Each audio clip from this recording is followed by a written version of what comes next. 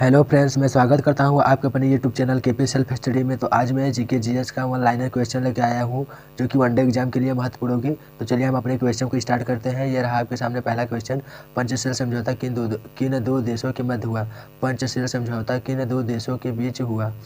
तो किन दो देशों के बीच हुआ था? तो भारत और चीन के बीच हुआ था। अब हम बात करते हैं यह किस सन में हुआ था? तो यह 1954 में हुआ था। कब हुआ था? 1954 में हुआ था।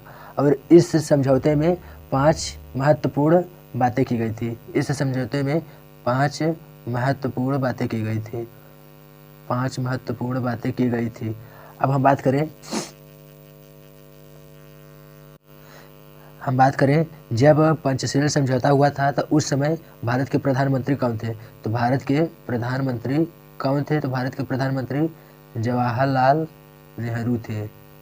कौन थे? जवाहरलाल नेहरू थे।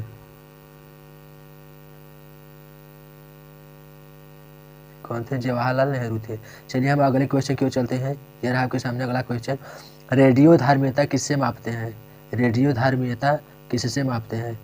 तो किससे मापते हैं? सी वाट से मापते हैं। किससे मापते हैं? सी वाट से मापते हैं। चलिए हम अगले क्वेश्चन की ओर चलते हैं। यह रहा आपके सामने अगला क्वेश्चन। एपीजे अब्दुल कलाम का पूरा नाम था।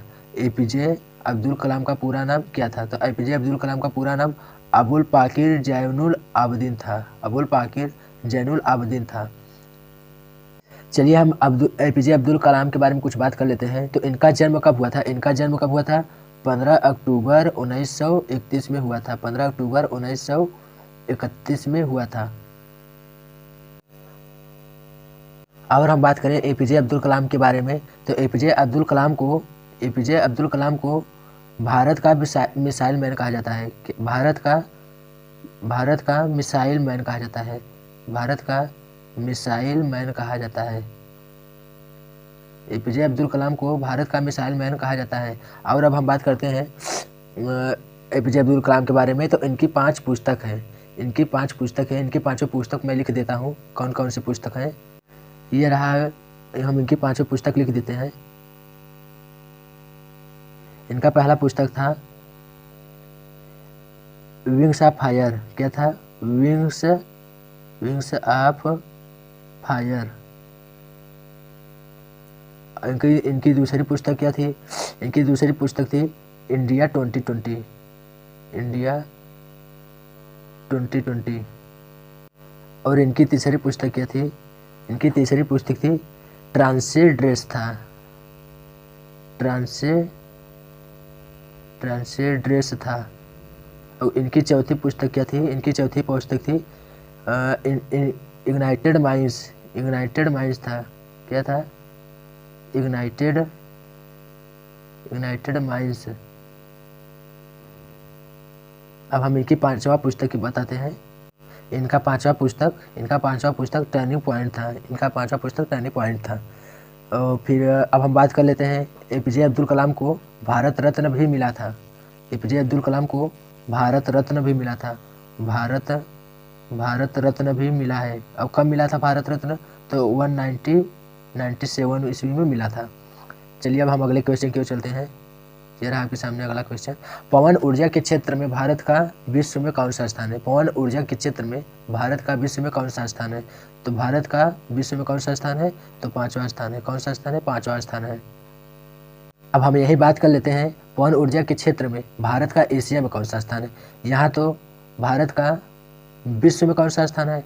तो पवन ऊर्जा के क्षेत्र में एशिया में कौन सा स्थान है? तो एशिया में कौन सा स्थान है? तो एशिया में दूसरा स्थान है। पवन ऊर्जा के क्षेत्र में भारत का एशिया में कौन सा स्थान है? तो दूसरा स्थान है। चलिए हम अगले क्वेश्चन की ओर चलते हैं। ये रहा अगला क्वेश्चन। फ्लाइंग सिख किस खिलाड़ी का उपनाम है? फ्लाइंग सिख किस खिलाड़ी का उपनाम है? फ्लाइंग सिख किस खिलाड़ी का उपनाम है? तो मिल्खा सिंह का उपनाम है। किसका नाम है? मिल्खा सिंह का उपनाम है। अब चलिए हम कुछ और खिलाड़ियों के उपनाम के बारे में बात कर लेते हैं। अब हम बात कर लेते हैं जैसे हॉकी के जादूगर किसे कहते हैं? हॉकी के जादूगर किसे कहा जाता है? हॉकी के जादूगर किसे कहा जाता है? तो मेजर ध्यानचंद को कहा जाता है। किसे कहा जाता है? मेजर ध्यानचंद को कहा जाता है। और अब हम बात कर लेते हैं जैसे हम बात कर लेते हैं पीटी ऊषा की।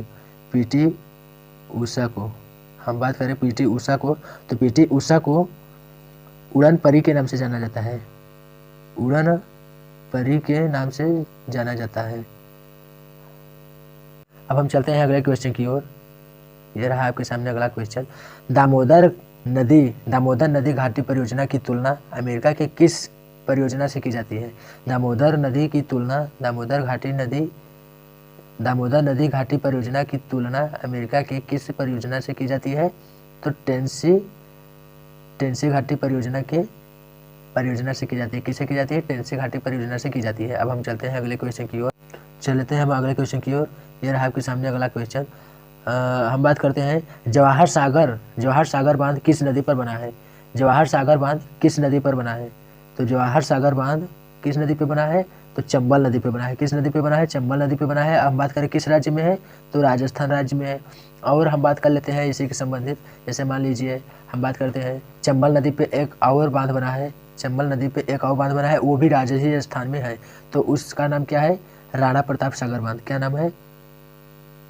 राणा प्रताप सागर बांध। चलिए अब अगले क्वेश्चन की ओर चलते हैं। यह रहा आपके सामने अगला क्वेश्चन। महमूद गजनवी का प्रमुख आक्रमण सोमनाथ मंदिर पर कब हुआ था? तो महमूद गजनवी का प्रमुख आक्रमण सोमनाथ मंदिर पर कब हुआ था? तो कब हुआ था? 1025 ईस्वी से 26 ईस्वी में किया था। कब किया था? 1025 ईस्वी से 26 ईस्वी में किया था। और यह सोमनाथ मंदिर किस राज्य में है? यह गुजरात राज्य में है। किस राज्य में है? गुजरात राज्य में है। अब हम महमूद गजनवी के बारे में थोड़ा कुछ बात कर लेते हैं। अगर हम बात करें महमूद गजनवी भारत पर कुल कितने बार आक्रमण किया था? तो भारत पर कुल कितने बार आक्रमण किया था अब तक में? तो भारत में कुल 17 बार आक्रमण किया था। अब हम बात करें महमूद गजनवी का मुख्य उद्देश्य क्या था जो भारत पे आक्रमण करता था? तो मुख्य उद्देश्य था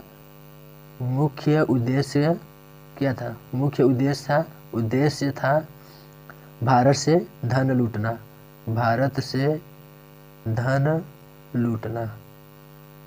धन लूटना। और हम बात कर लेते हैं महमूद गजनवी के साथ ही अलबरूनी भी भारत आया था।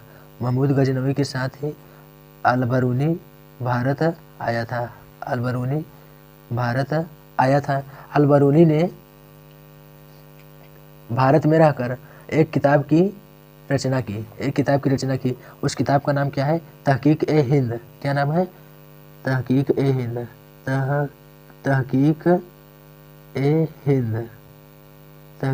हिंद की रचना की।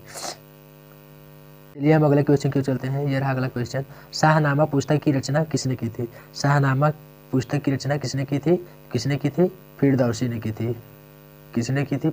की थी। अब हम बात कर लेते हैं फिरदौसी की। तो यह फिरदौसी जो है यह महमूद गजनवी के राज्य में रहता था।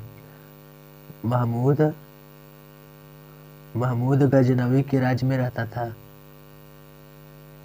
अगर क्वेश्चन आता है फिरदौसी किसके राज्य में रहता था? तो महमूद गजनवी के राज्य में रहता था। चलिए अब हम अगले क्वेश्चन की ओर चलते हैं। यह रहा आपके सामने अगला क्वेश्चन। हड़प नीति का संबंध किससे है? तो लॉर्ड डलहौजी से। लॉर्ड डलहौजी को हड़प नीति के नाम से ही जाना जाता है। अब हम बात कर थोड़ा इनसे संबंधित हम बात कर लेते हैं। तो हम बात कर लेते हैं हड़प नीति जो है 1948 में पहला। और इसमें किसको हड़पा था? तो इसमें पहले सतारा को हड़पा था। किसको हड़पा था? सतारा को। और एक है 1856 में अवध है। 1856 में अवध को कुशासन का आरोप लगा के हड़प लिया था। कुशासन का आरोप लगा के हड़प लिया था। कुशासन मतलब जिसका कोई संतान न हो। चलिए हम अगले क्वेश्चन की ओर चलते हैं। ये रहा आपके सामने अगला क्वेश्चन। सती प्रथा का अंत किससे संबंध है? तो विलियम बेंटिंक से संबंध है। किससे संबंध है? विलियम बेंटिंक से संबंध है। अब हम थोड़ा बात कर लेते हैं। जैसे मान लीजिए सहायक संधि का संबंध किससे है? सहायक संधि का संबंध किससे है? तो यह है लॉर्ड बेलेजली से है, किसे है? लॉर्ड बेलेजली से है, किसे है? लॉर्ड बेलेजली होगा, क्या होगा?